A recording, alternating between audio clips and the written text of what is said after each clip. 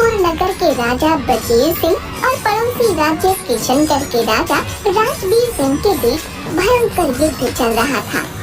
किशनगढ़ का राजा राजबीर सिंह नूरपुर को अपने राज्य में मिला लेना चाहता था। युद्ध 15 दिनों तक चलता रहा।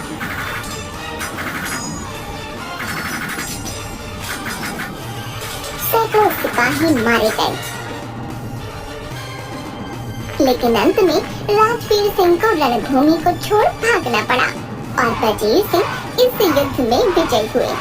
लेकिन युद्ध में अधिकतर राजकोष खाली हो चुका था और धनापूर्ति के लिए चिंतित बजीर सिंह की तबीयत बिगड़ती जा रही थी।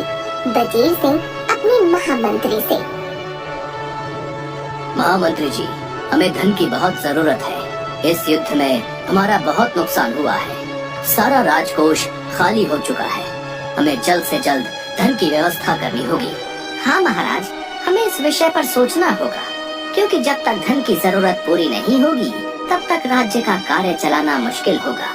महाराज, आप अपने पुराने महल में छुपे खजाने को क्यों नहीं निकलवा लेते? महामंत्री जी, आपको तो पता है कि उस खजाने तक सिर्फ वही इंसान पहुंच सकता है जो ईमानदार, निस्वार्थ और उसके साथ साथ बुद्धिमान भी हो। जब भी कोई उस पुराने महल में गया है, कभी वापस नहीं आया है और ये बात गांव के लगभग सभी लोग जानते हैं। और ऐसा कोई व्यक्ति नहीं है जिसके अंदर लालच ना हो, और आज के समय में ऐसा व्यक्ति मिलना असंभव लगता है।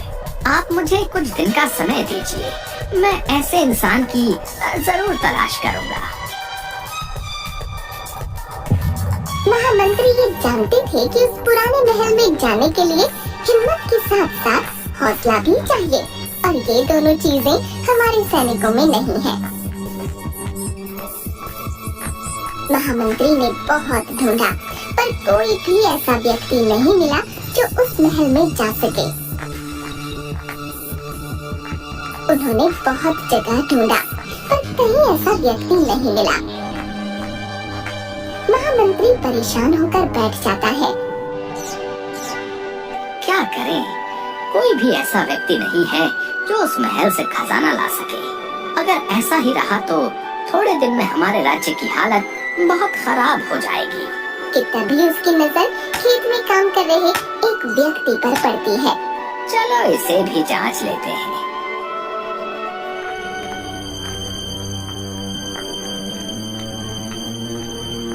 महामंत्री उसके खेतों की तरफ से जाते हैं और रास्ते में चलते वक्त कुछ सोने के सिक्के खेतों में गिराकर आगे बढ़ जाते हैं।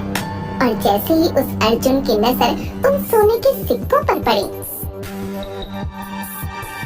वो महामंत्री जी को बुलाने लगा। महामंत्री जी सुनिए, सुनिए महामंत्री जी।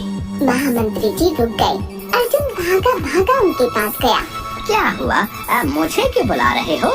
महामंत्री जी, आपके सोने के सिक्के मेरे खेत में गिर गए थे। मैं इन्हें देने के लिए ही आपको बुला रहा था। मुझे तो पता भी नहीं चला कब ये सिक्के गिर गए। लेकिन एक बात बताओ, तुम्हें धन की जरूरत नहीं है क्या? महामंत्री, धन की जरूरत किसे नहीं है? धन की जरूरत तो है, लेकिन अपने मेहनत की धन की, दूसरे के मेहनत की नहीं। महामंत्री उसका जवाब सुनकर खुश हो गए, क्योंकि उसके मन में जरा भी लालच नहीं था। महामंत्री ने पूरी बात अर्जुन को बताई।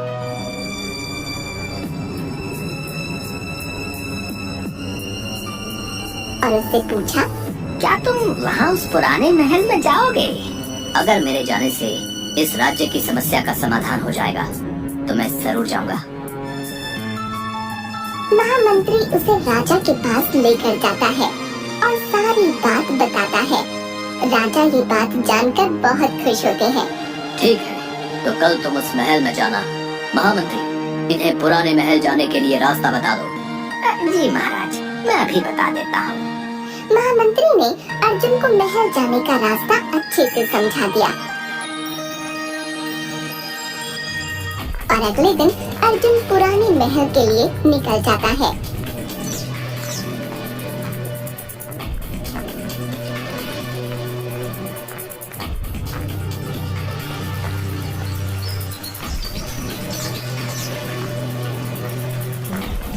और बहुत दूर चलने के बाद वो महल पहुंच जाता है। यहाँ पहुँचते पहुँचते तो रात हो गई। अब क्या करूँ, कैसे जाऊँ अंदर? बहुत अंधेरा हो रहा है, लेकिन अगर कल तक का इंतजार किया तो बहुत समय हो जाएगा। मुझे अभी इस महल के अंदर जाना होगा। यही सोचकर अर्जुन महल के अंदर जाता है तो देखता है चारों तरफ बस अंधेरा ही अंधेरा था। उसे कहीं भी सोना तो क्या, सोने का नामो निशान तक दिखाई नहीं दे रहा था। वो बस चलते जा रहा था। वो थोड़ा आगे बढ़ता है, तभी उसे वहाँ 2 दरवाजे नजर आते हैं। अब कौन सा दरवाजा सही है, किस दरवाजे में जाऊँ? अरे ये क्या, इनमें तो ताले लगे हुए हैं, इनकी चाबियाँ किसके पास होंगी? अब अर्जुन इधर उधर चाबियां ढूंढने लगता है, तभी उसे एक आकाशवाणी सुनाई देती है। अगर तुम्हें सही दरवाजे की चाबी चाहिए तो तुम्हें मेरी इस पहेली का जवाब देना होगा। बताओ वो कौन सी चीज है जो उजाले में दिखती है, काले रंग की होती है, लेकिन अंधेरे में छुप जाती है? अर्जुन परेशान हो जाता है और कुछ देर दिमाग पर जोर डालने के बाद कमरे में इधर उधर घूमने लगता है और अचानक से उसे जवाब याद आता है। ऐसी तो दुनिया में बस एक ही चीज है और वो है हमारी परछाई। बहुत बढ़िया, इतने अंधेरे और अकेलेपन के बावजूद तुमने अपनी बुद्धि को संयम में रखकर जवाब सोचा। ये सच में काबिले तारीफ है। चलो, तुमने इस कमरे में जाने का पहला चरण तो पार कर लिया। बाएं हाथ के दरवाजे के पास जाओ और ध्यान से देखो, ताला खुला है। अब जैसे ही ये दरवाजा खुलेगा तुम्हें एक बड़ा कमरा दिखाई देगा, जिसके एक शोर से दूसरे शोर तक जाने के लिए तुम्हें कुछ कठिनाइयों का सामना करना होगा। कठिनाइयों से तुम्हें गणेश जी ही बचाएंगे। अगर इस परीक्षा में तुम सफल रहे तो अंत में तुम पूज्य महात्मा के कक्ष तक पहुंच जाओगे। ये तुम्हारी बुद्धि और ईमानदारी की परीक्षा है। अर्जुन आगे बढ़ता है और उस दरवाजे से अंदर जाता है। वहाँ उसे महल का एक बड़ा कमरा दिखाई देता है और ठीक कमरे के दूसरी तरफ एक और दरवाजा। अब मुझे उस दरवाजे के अंदर जाना होगा, लेकिन आकाशवाणी में कुछ मुश्किलें आएंगी ऐसा कहा था। वो क्या है पता नहीं। अर्जुन एक कदम आगे बढ़ाता है। कमरे के फर्श पर लगे पत्थर अलग अलग रंग के चमकने लगते हैं और एक तरफ से उड़ता हुआ पत्थर आकर उससे टकराता है और उसे घायल कर देता है। इससे पहले कि अर्जुन कुछ समझ पाए, वहाँ पर बहुत सी चमगादड़ें उड़ती हुई उस पर झपट पड़ी। ये क्या हो रहा है, मुझे कुछ समझ नहीं आ रहा। तभी उसे आकाशवाणी में कही बात याद आती है और वो सोचने लगता है कि गणेश जी कैसे उसकी मदद कर सकते हैं। ध्यान से देखने पर उसे फर्श के एक छोर से दूसरे छोर तक एक स्वस्तिक चिन्ह नजर आता है और वो समझ गया कि उसे इन्हीं पत्थरों पर पैर रखकर आगे बढ़ना होगा। अब मैं स्वस्तिक चिन्ह वाले पत्थरों पर चलता हूँ। और अर्जुन आगे बढ़ता है और स्वस्तिक चिन्ह के ऊपर चलते हुए कमरे के दूसरे छोर पर पहुंच जाता है और वहां जाकर जैसे ही दरवाजा खोलता है उसे उस कमरे में एक महात्मा दिखाई दिए। आ गए तुम। मुझे तुम्हारे जैसे दिल के साफ, बुद्धिमान और सच्चे इंसान का वर्षों से इंतजार था, ताकि इस खजाने को तुम्हें सौंपकर मैं स्वर्ग यात्रा पर निकल सकूं। महात्मा को प्रणाम।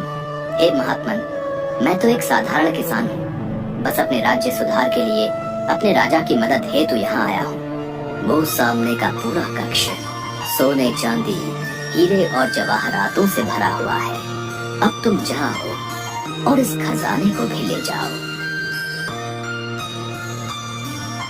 ये बोलकर महात्मा वहीं पर विलीन हो गए और अर्जुन जाकर उस कक्ष को खोलता है जो पूरा खजाने से भरा हुआ है। आखिरकार मैं अपने कार्य में सफल हुआ। धन्यवाद ईश्वर, धन्यवाद। उसके बाद महल से सिपाही बुलाकर रथ पर सारा खजाना लादकर राजमहल आ गए और राजा ने खुश होकर अर्जुन को अपने राज्य में सलाहकार के पद पर नियुक्त कर दिया।